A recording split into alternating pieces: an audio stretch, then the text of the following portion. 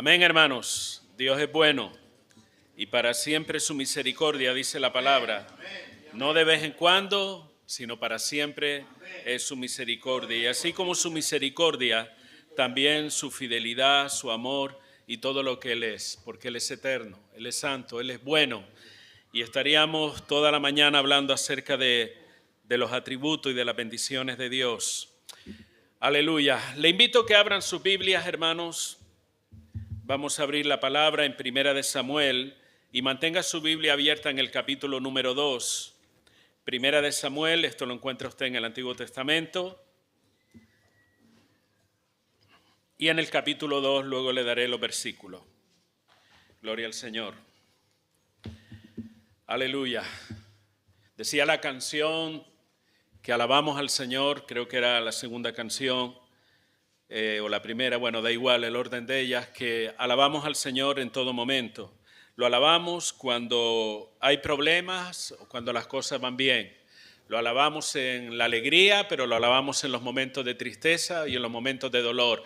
En todo momento debemos alabar al Señor. Nuestra alabanza no puede estar limitada o condicionada por el estado de ánimo que cada uno de nosotros podamos tener. Estoy seguro que usted ha venido hoy a este lugar y bueno, tal vez, y digo tal vez, uno ha venido muy alegre, otros no han venido tan alegre, porque cada uno tiene sus circunstancias particulares. Pero nuestra alabanza al Señor, nuestra adoración, reverencia, respeto y todo lo que el Señor se merece, no puede estar condicionado por nuestro estado de ánimo. Le alabamos porque Él es Dios sobre todas las cosas. Amén, hermanos. Muy bien. Hoy voy a hablar o comentar brevemente. Recuerden que si el tiempo nos ayuda, iremos a comer al campo y si no, pues comeremos aquí. Comeremos de una forma u otra, ¿vale? Entonces, quisiera hablar brevemente sobre una de las cosas que probablemente en más de una ocasión usted y yo hemos experimentado. Durante semanas, por ejemplo, los martes hemos hablado, el martes pasado hablamos sobre la amargura, se habló en el anterior sobre el amor al mundo y toda una serie de cosas que no son muy agradables y que de vez en cuando experimentamos en nuestra vida. Hoy quiero hablar de una que es muy común y tiene que ver también con los fracasos en la vida. Porque ¿quién no ha experimentado algún fracaso en su vida? Estoy seguro que cada uno de nosotros pudiera testificar, hablar y decir, pues mira, yo fracasé en esto, me pasó tal cosa, cual cosa, y de alguna manera eso marcó mi vida también. Un negocio tal vez que invertiste mucho dinero y se fue a la quiebra. Tal vez usted no se dedica al mundo de los negocios, pero los hay. Y hay personas que incluso llegan hasta quitarse la vida cuando experimentan un fracaso de ese tipo, porque se ven en la ruina completamente. Tal vez tuviste una relación de amistad o un matrimonio que terminó en un divorcio y eso te marcó. Eso fue un fracaso muy fuerte en tu vida. O tal vez un proyecto de vida, un estudio que le dedicaste tanto esfuerzo, tiempo, ilusión, trabajo y que al final no llegó a nada. La pregunta es, ¿qué sentiste en esos momentos? ¿Qué experimentaste en tu vida cuando salieron las cosas mal? Cuando te llevaste ese golpe, ese jarro de agua fría sobre tu vida y fracasaste. Estoy seguro que probablemente no sentiste nada bueno y quizás incluso ni quisieras recordarlo porque te trae recuerdos muy desagradables y dolorosos. Y hay personas que hablan de esta manera, mira, yo prefiero ni acordarme. ¿Han escuchado esa expresión? Seguro que la han dicho también en algún momento. Prefiero ni acordarme de aquella situación, de aquel momento, de lo que viví en aquel entonces. ¿Por qué? Porque me trae sentimientos de dolor a mi vida. Fue un fracaso o algo que salió mal. El fracaso generalmente produce en nosotros unos sentimientos de tristeza, de dolor, de decepción, de desánimo, de miedo y toda esta serie de cosas que están encadenadas entre sí. Incluso hay ocasiones en que fracasar en algún aspecto de nuestra vida nos deja tan tocados, como se suele decir, tan tocados emocionalmente o tan afectados que nunca más intentamos hacer nada parecido. ¿Por qué? Por temor a fracasar nuevamente. De alguna manera tratamos de protegernos para no vivir lo que ya viví en esa situación. Lo que no nos damos cuenta es que esa actitud también puede estar condicionando o limitando nuestra vida para avanzar y seguir adelante, porque un fracaso nos marcó, porque una situación dolorosa nos hizo tanto daño que decimos, yo por esto no vuelvo a pasar nunca más. Y entonces optamos por la decisión de no dar pasos hacia adelante, sencillamente nos conformamos como va llevando la vida. A pesar de todo eso, hermanos, somos conscientes de todas esas situaciones que pasar por momentos así son parte de la vida. Seas cristiano o no seas cristiano, todos pasamos por algún momento así, tal como cuando pasamos por momentos de desánimo. ¿Quién no se ha desanimado? O como pasamos por momentos de desesperación, pues así también pasamos en algún momento situaciones donde las cosas salen mal.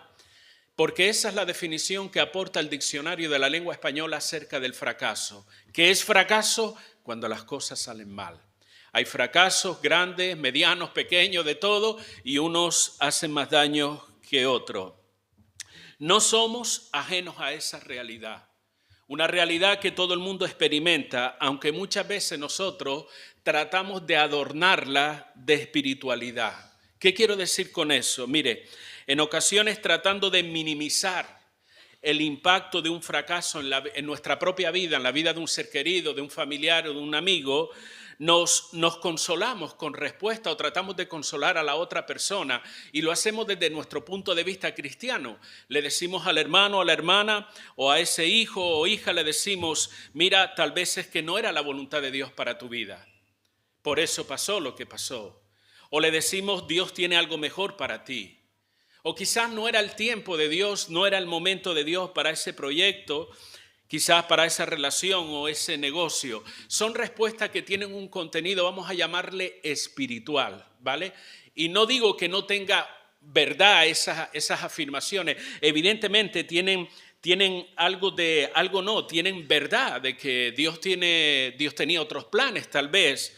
Pero lo cierto es que con todo lo espiritual que puedan parecer esas declaraciones o ese consuelo que le tratamos de dar a la persona, eso no cambia nuestra sensación de dolor y malestar que experimentamos en esos momentos.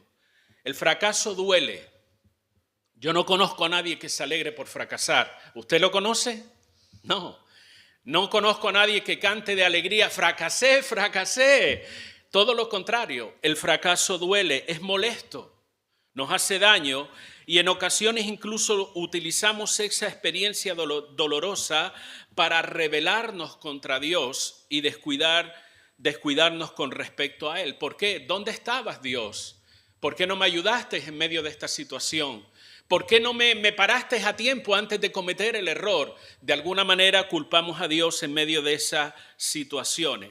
Pero la gran pregunta que viene a nuestra mente cuando uno pasa por un momento así, por un tiempo de fracaso, de dificultad y que las cosas parecen que no mejoran nunca, sino que va de mal en peor, la gran pregunta que uno se hace es muy sencillita. ¿Por qué, Señor? ¿Por qué me pasa esto? ¿Por qué me está sucediendo esto? Y como digo, hay personas que incluso creyentes se enojan con Dios y le reclaman el que no haberles ayudado en medio de esos momentos. Ante esa pregunta tan importante, aunque pequeñita, pero importante, ¿por qué, Señor? A veces quisiéramos tener toda la respuesta, pero hermanos, no hay una respuesta general para cuando uno fracasa o cuando salen las cosas mal, porque así como cada persona es diferente, cada uno de los que estamos aquí pensamos de una manera diferente el uno del otro. Puede haber similitudes en algunas cosas, pero generalmente cada uno tiene su propia forma de pensar. Y así como cada uno es diferente, también la experiencia personal de cada uno lo es y también sus circunstancias particulares. Por eso no podemos decir que hay una respuesta general, fracasaste por esto. Pueden ser tantas cosas en la vida que nos lleven a experimentar una situación de ese tipo. Sin embargo, permítame rápidamente considerar algunas razones que la Biblia sí nos enseña por las cuales nosotros fracasamos muchas veces o en alguna ocasión. Y quiero decirle rápidamente unas cosas. Por ejemplo, a veces, hermanos, fracasamos en la vida y en nuestro caminar cristiano por una actitud de abandono y de negligencia. En 1 Samuel capítulo 2 y versículo del 2 en adelante, la Biblia nos habla acerca de dos jóvenes que podían tener a 25, 30, 35, 40 años. Eran sacerdotes que se llamaban Ofni y Finés. 1 Samuel 12, yo repetiré el pasaje, no le pregunte al que está a su lado.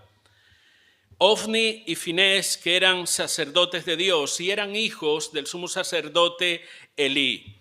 Y la palabra nos habla de ellos no muy bien, nos habla de un comportamiento que era un comportamiento inmoral, dado incluso la ocupación o lo que ellos representaban entre el pueblo de Dios.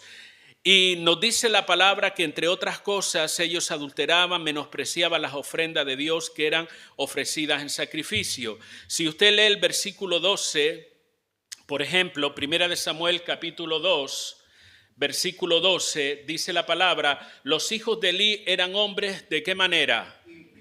Impíos y no tenían conocimiento de Jehová. Vamos al versículo 27 y dice, era pues muy grande delante de Jehová el pecado de los jóvenes, porque los hombres menospreciaban las ofrendas de Jehová. Fíjense, hermano, no era cualquier cosa. La Biblia dice en este pasaje, era muy grande delante de Dios el pecado de los jóvenes. Pero no vamos a hablar de ello. Si usted tiene interés en saber qué fue lo que pasaba con la vida de estos hombres, yo le animo que en su casa lea todos estos pasajes. Me quiero centrar justamente en su padre, Elí. Y estos pasajes nos hablan de la historia de Elí. Elí fue un hombre, un sacerdote de Dios que fracasó como padre y como ministro de Dios. Si vamos al capítulo 3 de este mismo libro, capítulo 3, versículo número 13, dice la palabra, y le mostraré que yo juzgaré su casa, está hablando acerca de Elí, juzgaré su casa para siempre por la iniquidad que él sabe, porque sus hijos han blasfemado a Dios y él no los ha estorbado, y él no los ha reprendido, y él no les ha disciplinado, vamos a decir. Como digo, la historia de Elí es la historia de un hombre que fracasó como padre y como ministro de Dios. Fue un hombre permisivo. Él era consciente, de acuerdo a lo que nos dice la palabra y hemos leído, él era consciente del pecado de sus hijos. Y él tenía una responsabilidad hacia sus hijos también. Pero sin embargo, ¿saben qué? No hizo absolutamente nada. No tomó medidas correctoras, no los reprendió. Eso es lo que significa aquí cuando dice, y él no los ha estorbado. En el verso 17, esa palabra en el original dice, no les puso mala cara. Cuando su hijo hace algo indebido, usted le pone buena cara, usted le sonríe, usted le dice, bueno, mi hijo, son cosas que pasan. ¿Cómo actúa usted? Bueno, hoy en día una gran mayoría de padres ni dicen nada ya. ¿Por qué? Porque los hijos diera la sensación que se han cambiado los papeles en el hogar y los hijos son los que marcan las pautas en el hogar. Cada día pareciera que todo va camino en esa dirección. Y aquí Dios le está señalando su pecado cuando dice, tú no los estorbaste, no los corregiste. De alguna manera, Elí se hizo partícipe de esa situación. Y esto es un llamado para nosotros los que somos padres y madres también. La Biblia dice que no es bueno exasperar a nuestros hijos ni provocarlos a ira. ¿Cierto o no, hermano? Y a veces los tratamos con algodones o pareciera que queremos tratarlo con algodones, no para que el niño no o la niña no se ofenda, no se moleste. Y no somos capaces de corregirlo o de confrontarlo. ¿Por qué? Es que la Biblia dice que no debemos provocar a ira a nuestros hijos, pero saben, igual de malo, igual de dañino para sus vidas, igual de dañino para la relación padre-hijo es permitirles aquellas conductas que sabemos que están mal, pero no las reprendemos. Y eso fue lo que pasó con Elí. Elí sabía que sus hijos, él era consciente de lo que estaban haciendo, pero sencillamente, ¿sabes qué? Fue negligente. Abandonó, vamos a decir, esa actitud de corrección hacia sus hijos. De alguna forma se hizo partícipe de su pecado. Resumiendo, hermano, el abandono de nuestras responsabilidades en términos generales. Aquí estoy enfocando la figura de un padre, que bien puede ser la de una madre también. Pero cualquier responsabilidad que nosotros tengamos en cualquier área o aspecto de nuestra vida, si la tendencia nuestra es al abandono, es a la negligencia, es a pasar de todo, es a no prestar atención, eso nos arrastrará al fracaso, hermano. Nos llevará a una vida de fracaso en cualquier área y valga la redundancia de nuestra vida. La Biblia nos insta una y otra vez a ser diligentes y a ser responsables. ¿Están de acuerdo con esto, hermano? Lo dice la Biblia. En diferentes contextos y refiriéndose a diferentes cosas, hay un llamado generalizado en la palabra a ser diligentes, a preocuparnos. Preocuparnos en qué, en hacer lo correcto, en lo que a Dios le agrada y a ser responsable. La segunda razón por la que a veces fracasamos, y solo voy a mencionar un par de ellas, fracasamos por nuestra conducta pecaminosa. El pecado nunca va a traer bendición a nuestra vida. Por muy atractivo o agradable que pueda parecer ese pecado, nunca traerá bendición a nuestra vida. Si usted lee, y no hace falta que lo busque ahora porque conoce perfectamente la historia, Josué del capítulo 6 al capítulo 8 nos habla de cómo Dios movió a Josué y a todo el pueblo y le dijo, debes cruzar el Jordán e ir a conquistar la tierra prometida. Ellos se santificaron, adoraron al Señor, se prepararon, cruzaron el Jordán gracias a una intervención de Dios en aquel momento y ellos comenzaron la conquista de la tierra prometida. Llegaron a la ciudad de Jericó. ¿Cuáles eran las características de aquella ciudad? ¿Alguien sabe? ¿Perdón? Las murallas grandes, murallas enormes que de alguna manera protegían aquella ciudad. ¿Cómo vamos a conquistar esta ciudad? Dios le dio la estrategia, deben hacer esto. Y ellos fueron obedientes a aquella ciudad o aquellas murallas se vinieron abajo y pudieron conquistar. Fue un tiempo de gozo, un tiempo de victoria para el pueblo. Ellos fueron testigos del poder de Dios. No fue su habilidad lo que hizo que aquellas murallas se cayeran. No fue su destreza para escalar lo que hizo que conquistaran aquella ciudad. Fue la gloria de Dios que se derramó en aquel lugar y ellos fueron testigos de eso. Pero en estos mismos capítulos, hermanos, también nos relata uno de los grandes fracasos del pueblo de Dios. Ellos, posterior a la conquista de Jericó, fueron a conquistar una ciudad que se llamaba Jai. Y esa ciudad aparentemente era una ciudad insignificante comparada con la ciudad de Jericó. De hecho, llegaron a la conclusión, no hace falta que vaya todo el ejército a conquistar esa ciudad. Mandemos una cantidad determinada que vayan y conquiste, porque se sentían seguros. Si Dios nos dio la victoria en Jericó, nos dará la victoria también en esta ciudad tan pequeña. Pero, ¿cuál fue la sorpresa? Los de la ciudad de Jai le hicieron resistencia al punto que mataron a 36 israelitas. Regresaron al campamento y ¿ustedes creen que vinieron cantando de alegría? No, vinieron amargados, vinieron llorando, vinieron humillados.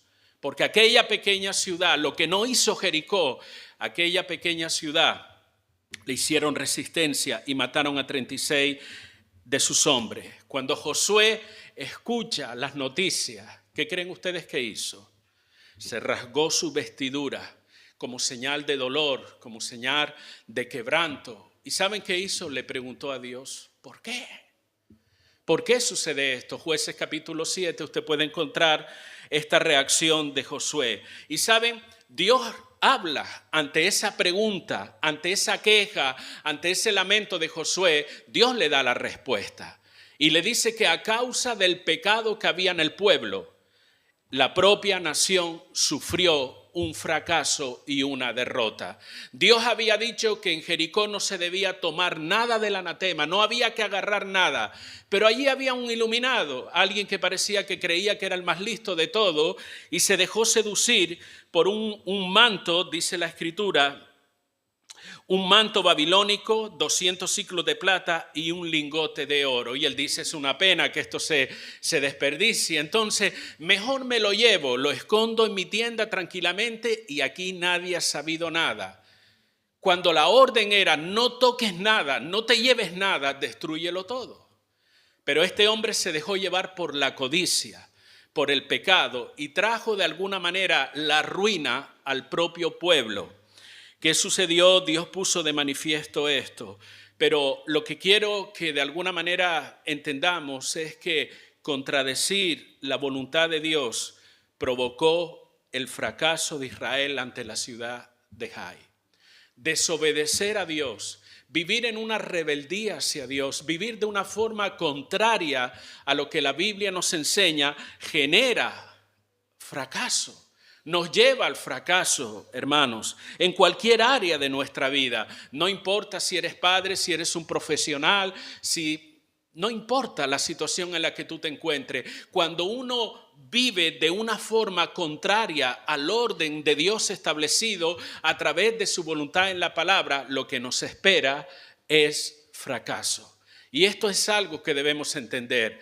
¿Por qué? Porque a veces permanecemos en actitudes de que sabemos que están mal. A veces nos enredamos en cosas que tienen que ver con el pecado y uno piensa, nadie ve, nadie lo sabe. ¿Cuántos ministerios, cuántos hombres y mujeres de Dios se han venido abajo esos ministerios porque comenzaron a jugar con el pecado? Porque se consideraban ya intocables, no pasa nada, nadie lo sabe. Y ministerios completos se han venido abajo. Nuestro pecado nos puede llevar al fracaso también en cualquier área o aspecto de nuestra vida. Número 3, a veces fracasamos en la vida porque no confiamos en Dios sencillamente, a pesar de que decimos que somos cristianos, a pesar de que venimos a una iglesia, a pesar de que sabemos pasajes de las Escrituras, que tal vez la hemos leído de tapa a tapa y aún así no tenemos una plena confianza en Dios. La Biblia también nos habla de aquel caso cuando Moisés se iba acercando a la tierra prometida, la tierra que Dios le había dicho, yo te he dado esta tierra. Él manda 12 hombres a reconocer la tierra, a espiar, a ver cómo era aquella tierra. Y ustedes conocen la historia. Aquellos hombres regresan diciendo, maravilloso. Es Asturias, aquel lugar. Allí fluye la leche y la miel. Dice, vamos a ir a esa tierra. Pero ¿qué pasa? Que en ese informe 10 cambiaron el chip. Y es verdad que la tierra es bonita, que es paraíso natural, como se vende a nivel publicitario Asturias, ¿verdad? Pero ¿saben qué? Ahí hay unos tipos que son muy grandes. Allí hay unos gigantes. Y comenzaron a transmitir miedo, un espíritu de derrota al pueblo. Comenzaron de alguna manera a condicionar su manera de pensar. Al punto que salieron 2 hombres, Josué y Caleb, usted lo ha leído, que dicen, no, basta ya, aquello es una tierra buena. Vamos a ir, Dios nos ha dado esa tierra. Nosotros nos comeremos como pan a esas personas. Vamos allá. ¿Saben qué quisieron hacer con Josué y Caleb? No un monumento, no darle un certificado de valentía. Lo que quisieron hacer es apedrearlos incluso. Y como consecuencia de todo eso, dice la palabra, en Números 14:11, Dios habla de la siguiente manera y dice, y Jehová dijo a Moisés, ¿hasta cuándo me ha de irritar este pueblo? ¿Hasta cuándo no me creerán? Fíjate, el Dios que los sacó de Egipto, que manifestó su poder por medio de aquellas plagas, que abrió el mar rojo, que vieron la gloria de Dios. Pero mira esto, párate a pensar por un momento, ¿hasta cuándo no me creerán? Después de todo lo que habían visto, ¿hasta cuándo no me creerán con todas las señales que he hecho en medio de ellos? La incredulidad, la falta de confianza en la palabra de Dios hizo que estuvieran vagando ¿cuántos años en el desierto? 40 años. Hasta que dejaron sus huesos aquella generación en el desierto. Fue un fracaso total. Cuando tenían al alcance de la mano, podían contemplar con su mirada allá como Moisés vio la tierra prometida. Pero la incredulidad, la falta de confianza en Dios hizo que dejaran sus huesos en el desierto por 40 años dando vueltas. Nosotros decimos confiar en Dios. ¿Amén? Decimos confiar en Dios, creo yo, ¿no, hermano? Si no, estamos perdiendo el tiempo aquí. Y nuestra confianza en Dios muchas veces es probada.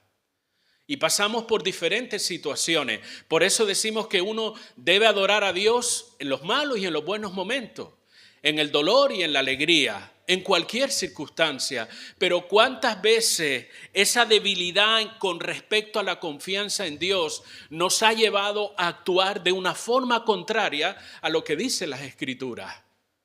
No hemos creído, no hemos tenido la suficiente confianza en el Señor para seguir adelante. ¿Y qué sucede? El fracaso viene sobre nuestra vida. Una situación difícil, una situación comprometida nos gana la pelea. Otra de las razones por las que fracasamos muchas veces es por el orgullo y la soberbia. ¿Qué significa esto? Es cuando quiero hacer las cosas a mi manera. Hay una canción, no sé de qué cantante, creo que Frank Sinatra, a mi manera o algo así. Él dice quiere vivir a su manera. El creyente no puede vivir a su manera. El creyente debe vivir a la manera de Dios. Debe vivir como Él dice en su palabra. Si usted quiere disfrutar de las bendiciones de Dios, si usted quiere disfrutar de una vida correcta, de una vida que está alineada a la voluntad de Dios, usted debe vivir a la manera de Dios. Porque nuestra manera nos mete en muchos problemas. Y cuando nosotros persistimos en hacer las cosas a nuestra manera y pasamos por alto la palabra del Dios omnisciente, que Él lo sabe todo, ¿sabe qué sucede? Fracasamos. Y eso se llama soberbia, eso se llama orgullo. Y si hay alguien que puede representar de alguna manera esta actitud, fue Saúl. Saúl fue un hombre cuyo comportamiento era un reflejo de orgullo y de soberbia, y así terminó al punto de perder su reinado. Y pudiera seguir nombrando cosas, pero ustedes son lo suficientemente inteligentes para saber todas ellas. Hay otras circunstancias que vienen en nuestra vida. A veces fracasamos porque nos precipitamos en hacer las cosas. No esperamos el tiempo de Dios. No esperamos la dirección de Dios, sino nos lanzamos a hacer cosas que tal vez no debíamos hacer. A veces fracasamos porque no hacemos caso del consejo o porque no estamos preparados para lo que quisimos hacer. Y eso nos lleva irremediablemente a situaciones de fracaso en nuestra vida. A veces fracasamos como padres, como fue el caso de Elí. Fracasamos como hijos, como creyentes, como profesionales, fracasamos como esposos, como esposas, y la lista puede continuar. Ahora, ¿cómo reaccionas? Y esto es una pregunta personal para cada uno de nosotros. Cada cual se contesta a sí mismo, nadie levante la mano para responder. ¿Cómo reaccionas ante tus fracasos personales? ¿Cuál es tu actitud cuando las cosas no salen como tú esperabas que salieran? ¿Cuál es tu reacción en ese momento? Cuando todo sale mal, cuando te has esforzado, has empleado tiempo, dinero, recursos, 1000 cosas diferentes y resulta que fracasas, que las cosas salen todo lo contrario a lo que tú esperabas. ¿Cuál es tu reacción en ese momento? ¿Qué piensas? Hay gente que en medio de esas situaciones, ¿sabes qué hacen? Se rebelan contra Dios. Le echan la culpa a Dios de ese fracaso, de su desgracia. Igual que Israel cuando salió de Egipto y pasaba durante el desierto, llegaron en algún momento a desear volver a Egipto. Y es contradictorio, quisieron estar en la esclavitud nuevamente en lugar de disfrutar de la libertad que Dios les había dado. Pero ellos culpaban a Moisés, culpaban a Dios en los momentos de dificultad. Hay gente que ante los fracasos se hunden emocionalmente, se hunden en la autocompasión y en el dolor, creyendo que Dios los ha abandonado, que ya Dios no va a querer saber nada de ellos. Otras personas se llenan de amargura, de rabia, de temor y de duda. Y hay otras personas, y esta es la actitud correcta, que buscan a Dios arrepentido, buscan a Dios para salir de esa situación. Lo que quiero decir con esto es que tu reacción y mi reacción ante los fracasos de la vida, habla mucho de la clase de fe o de confianza que nosotros tenemos en Dios. Se lo repito nuevamente, por si no lo escuchó bien. Tu reacción, la manera que tú reaccionas ante un fracaso determinado, habla mucho acerca de la clase de fe que tenemos en el Señor. Entonces, ¿cuál debe ser mi actitud en momentos como eso? Porque, hermano, estoy seguro que a la mayoría de los que estamos aquí, por no decir a todos, estoy seguro que algo nos ha salido mal en la vida, que algo que teníamos planificado, pensado y que habíamos trabajado, fracasó. Y muchas veces nos mantuvimos en una situación de decir, yo no quiero saber nada, yo no voy a hacer más nada, me voy a quedar tranquilo en mi vida, ya no voy a intentar hacer esto y hacer lo otro porque mira el resultado que me dio. Y de alguna forma nos limitamos. Pero, ¿cuál debe ser mi actitud como creyente? ¿Cómo me puedo levantar de una situación tan dolorosa como puede ser un fracaso? Primeramente quiero decirte, hay 4 cosas rápidamente que menciono de una forma resumida. Lo primero que uno debe hacer ante una situación de esta es pararse y buscar la causa de tu fracaso. Párate, reflexiona, piensa, medita. ¿Por qué llegué a este punto en mi vida? Nadie fracasa porque sí. Nadie fracasa porque sí. En todos los fracasos que vemos de personas o de personajes bíblicos en la palabra de Dios, siempre hubo algo, siempre hubo un motivo, una razón que desencadenó en esa situación. ¿Cuál fue la razón? En algunos pudo ser el pecado. En algunos pudo ser la negligencia, en otros pudo ser el orgullo, la rebeldía. Siempre hay algo que de alguna manera nos lleva a ese punto. Y uno tiene que preguntarse, ¿en qué me equivoqué?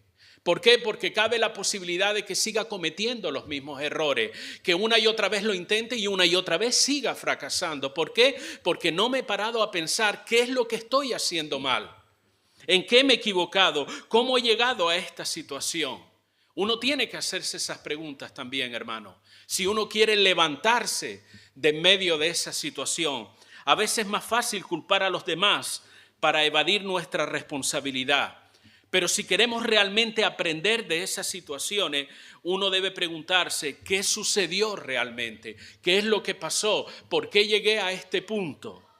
Y algo parecido, a modo de ejemplo, sucedió en los tiempos del profeta Ageo. Yo le voy a leer un par de textos solamente, no se preocupe si no lo encuentra.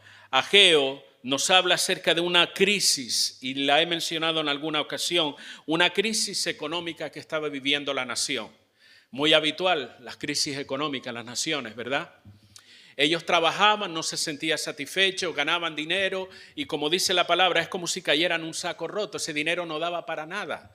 Por más que se esforzaban, no avanzaban, no caminaban. Y entonces Dios manda al profeta y confronta esa situación.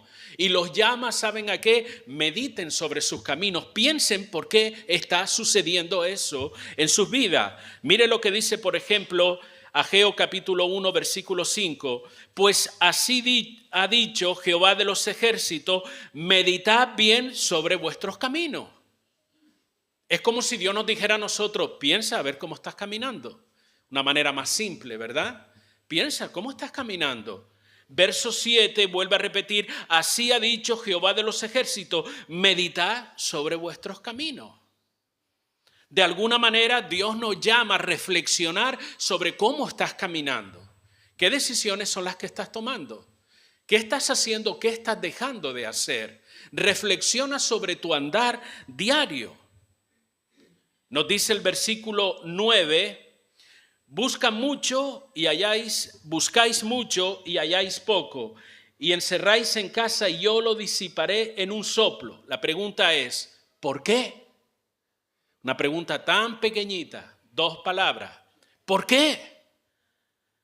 Dice Jehová de los ejércitos, por cuanto mi casa está desierta y cada uno de vosotros corre a su propia casa. La preocupación en aquel momento, en aquel contexto donde Ageo era profeta, es que el pueblo estaba preocupado por sí mismo, por su comodidad, por su bienestar. se habían olvidado de la casa de Dios y todo lo que ello representa. Es como decir, se habían olvidado de la vida espiritual, de su relación con Dios. ¿Y eso qué había causado? Fracaso. Estaban viviendo una crisis económica. Y hermanos, esto nos enseña a nosotros que en nuestras situaciones nuestras situaciones complicadas, nuestras situaciones donde pareciera que no levantamos cabeza más nunca, en esas situaciones donde parece que se caracteriza solo porque las cosas van de mal en peor, uno tiene que pararse. ¿Cuánto va a durar esto? ¿Esto va a seguir mucho tiempo así? ¿Cuántos meses más? ¿Cuántos años más? ¿Voy a asumir que esto es un estilo de vida? ¿Estoy condenado de alguna manera a vivir de esta forma siempre? Uno se tiene que hacer este tipo de preguntas y preguntarse, ¿por qué, Señor? Ilumíname, dame entendimiento. ¿Qué es lo que estoy haciendo mal para vivir de esta manera? Esa fue la voz del profeta en aquel momento. Mediten bien sobre sus caminos. Piensen en cómo están haciendo las cosas. Pregúntense, ¿por qué, Señor? Entonces, cuando uno quiere levantarse de una época de fracaso en la vida, de una situación donde te has estampado, hermano, donde ya no tienes nada a qué agarrarte, pregúntale al Señor, Señor, ¿qué es lo que ha pasado? Y saben, estoy convencido de que Dios nos guiará, porque Él es el Dios que guía. Eso lo dice el Salmo 23 y tantos versículos en la palabra. Él nos guiará por sendas de justicia, por amor de su nombre. Estoy convencido de que Dios nos guiará hasta donde está nuestro error y nuestro pecado, y que su Espíritu Santo nos dará esa convicción. La segunda cosa que uno debe hacer, hermano, es corregir lo que está mal. Si te das cuenta de que tu fracaso o esa situación tan dolorosa que tú experimentaste fue debido a algo que tú y yo hicimos mal, una vez que lo sabes, la segunda cosa es, debes corregir lo que está mal. Dios nos muestra nuestro error, Dios nos muestra también nuestro pecado. Hagamos una diferencia entre lo que es un error y es un pecado, porque hoy en día se ha generalizado y en lugar de decir pecado, decimos error. Una cosa es un error, es una equivocación, una mala decisión basada en mi ignorancia tal vez. Y otra cosa es un pecado. Un pecado es cuando actúo de una forma contraria a la voluntad de Dios, cuando me rebelo contra Dios. De ambas maneras o en ambas formas, Dios nos va a revelar dónde estuvo el error o dónde estuvo tal vez nuestro pecado. Ante ello, ¿qué debemos hacer?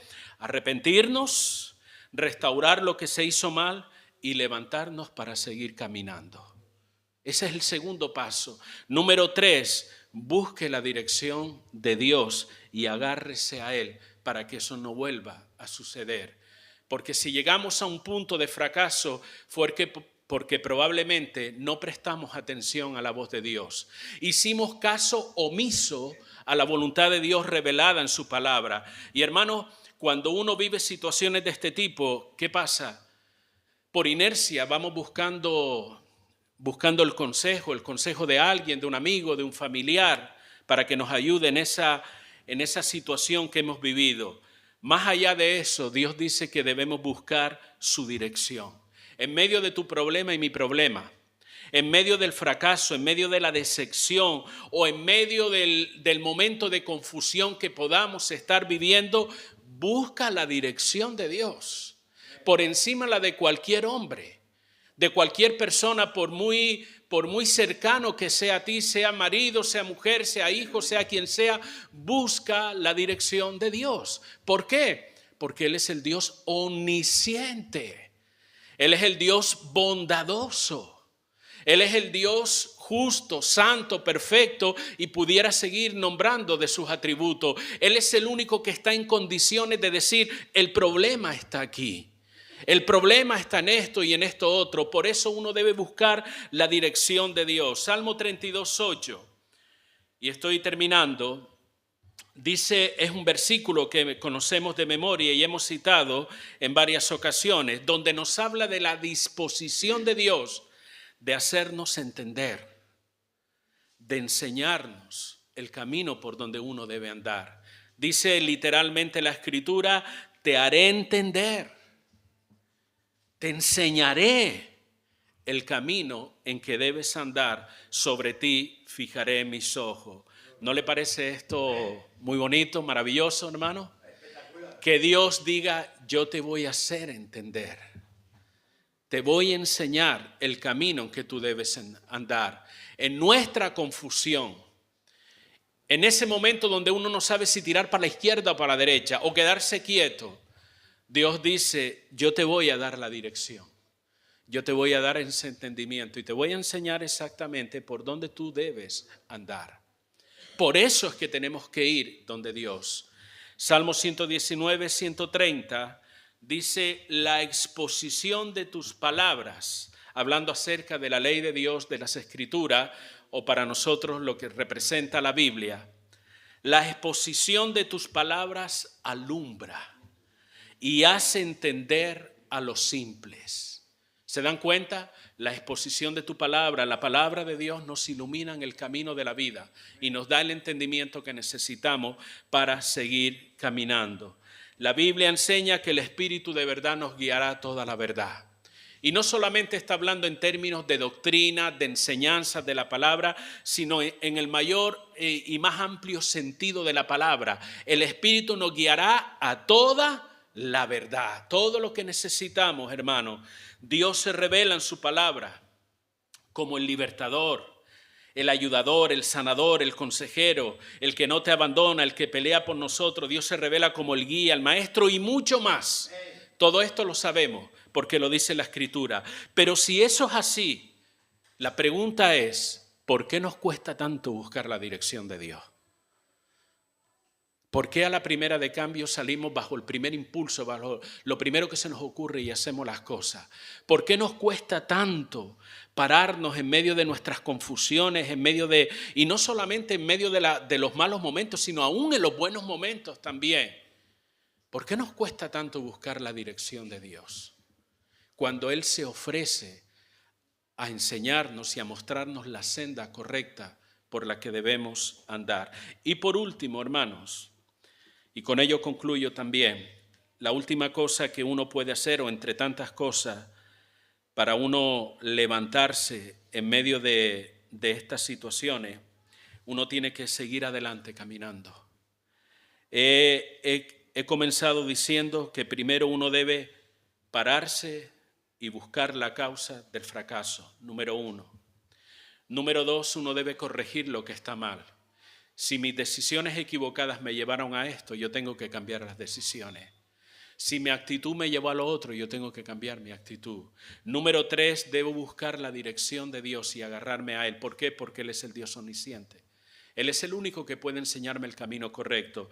Y número 3, yo tengo la disposición, debo tener la disposición de seguir caminando, de seguir adelante. Sigue caminando a pesar de los fracasos que puedas experimentar en tu vida, a pesar de las caídas. Si te caes, levántate y sigue caminando. Sigue caminando, no te detengas. ¿Sabes por qué? Entre otras cosas, y esto es un argumento muy sencillo, porque el mundo no va a dejar de girar porque tú hayas fracasado, hermano. El sol no va a dejar de salir mañana porque tú hayas fracasado, o porque hayas caído, o porque hayas tenido un mal momento, o hayas vivido una experiencia difícil. Sigue adelante, sigue avanzando, levántate en el nombre del Señor y con la ayuda del Señor. ¿Sabes por qué? Porque la vida continúa. Un fracaso no significa el final. Algunos dicen que es una nueva oportunidad que se nos presenta. Ya sé que de esta manera no debo hacerlo, debo encaminar mi vida en otra dirección. Una batalla perdida no significa que usted ha perdido la guerra. ¿Me entendió? Segunda de Corintios 4:8 nos deja ver esta realidad en las palabras del apóstol Pablo. Fíjense lo que dijo uno de los hombres que nosotros consideramos más espirituales y usados por Dios. Él dijo lo siguiente: estamos atribulados en todo, mas no angustiados. Pero escucha, atribulados, porque uno piensa, esta gente ni pasa por problemas. Sí, El que conoce un poco de las Escrituras se dará cuenta que la vida del apóstol Pablo no fue una vida de comodidades, una vida de que todo iba bien. No, él dice, estamos atribulados en todo, mas no angustiados, en apuros, mas no desesperados, perseguidos, mas no desamparados, derribados, pero no destruidos. ¿Se dan cuenta? Él atravesaba todos estos momentos, pero él seguía caminando.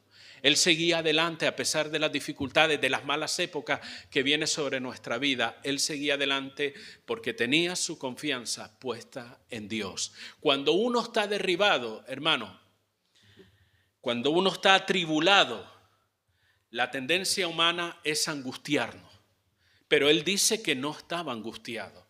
Él se sentía atribulado, pero no estoy angustiado. Se sentía en momentos que pasaba por apuros, pero no, eso no traía una desesperación en su vida. Ay, es que si no hago esto, no. Él no se sentía desesperado. Y así sucesivamente cada una de las cosas que nos dice la Escritura es que Pablo era un iluminado, era un súper. No. Él lloraba como lloramos nosotros. Él reía como ríe nosotros. Él se cansaba como nos cansamos nosotros. Cuando le daban un golpe, ¿sabe qué? Le dolía. ¿O usted cree que no le dolía? Le dolía, hermano. Pero él sabía en quién había creído. Él mismo lo dijo de esa manera. Yo sé en quién he creído. ¿Sabes tú en quién has creído, hermano? ¿Dónde tienes puesta tu confianza? ¿En la religión o en Dios? Sigue adelante caminando. Como conclusión, hermano, debo decir que podemos hacerle frente a los fracasos, a los malos momentos en la vida, porque aún en medio de esas situaciones, Dios está cerca de nosotros. Esto es algo que cualquier persona que lee la Biblia puede darse cuenta. Metieron 3 jóvenes en un horno de fuego para matarlos. Ninguno de nosotros ha pasado y Dios permita que no pasemos por eso. Otros hermanos nuestros lo están pasando en otras partes del mundo. Le dieron la oportunidad de decir, mira, si ustedes niegan a ese Dios de ustedes, pues ustedes se libran si no los metemos en el horno de fuego. ¿Y sabe qué dijeron ellos? Puede ser que Dios nos libre o que no nos libre. Aún así, estoy parafraseando el versículo, aún así no vamos a adorar a ningún otro Dios que no sea el nuestro. Y dice que fue tanto el coraje que le dieron y la ira que avivaron aquel horno, no sé si fueron 7 veces más de lo normal, y lanzaron a aquellos jóvenes al horno de fuego. Y dicen que lo observaban de lejos, porque de cerca hasta aquellos que fueron a lanzarlos al fuego, dice que se quemaron, y observaron y vieron que habían 4 varones caminando dentro del horno de fuego. ¿Por qué? Dios estaba con ellos. En los peores momentos de prueba, de sufrimientos, de dolor, de angustia, Dios está con su pueblo. Aún en medio de tus fracasos que tú te crees que ya Dios me abandonó, ya Dios me desamparó, ya no quiere saber nada de mí, Dios está ahí también, en medio de tus fracasos, para ayudarte a levantarte, para ayudarte a darte las fuerzas a seguir adelante. Así que aprende o aprendamos, porque todos estamos aprendiendo. Aprendamos a sobreponernos a esos fracasos y dejemos de andar como unas víctimas en la vida. Porque pareciera que todo, no, es que a mí todas las desgracias me pasan. No, hermano, todo el mundo sufre y más que tú. No asumamos el papel de víctima en la vida. Como cristianos no podemos asumir esa actitud. ¿Y eso por qué? ¿Se te ocurrió a ti? No, porque es que la Biblia dice que en Cristo nosotros somos más que, no dice somos más que víctimas, no dice somos más que pobrecitos, no dice somos más de, ay, qué pena me da. Somos más que vencedores en el Señor. Entonces uno debe asumir esa actitud, dejar el victimismo a un lado. Sí, has pasado un mal momento, sí, has llorado, sí, has sufrido, pero levántate en el nombre del Señor. Sigue caminando, sigue avanzando. Usted y yo tenemos al Dios de victoria. Aprendamos a caminar en Él. Y recuerde esa última expresión que el apóstol Pablo dijo en un momento determinado. Él había pasado por todo tipo de situaciones y él dijo esta gran verdad, que usted se la sabe de memoria. Todo lo puedo en Cristo que me fortalece. La versión Dios habla hoy dice, a todo le puedo hacer frente, no porque soy el más guay, sino porque Cristo me da las fuerzas para seguir adelante. Nuestras fuerzas vienen de Dios para enfrentar cualquier tipo de situación, aún esos momentos que no nos gustan y que son dolorosos. Agárrate a Dios, levántate de tu fracaso, de tu situación particular, sigue caminando, confiando en el Señor y buscando su dirección, porque somos en Cristo más que vencedores. Amén.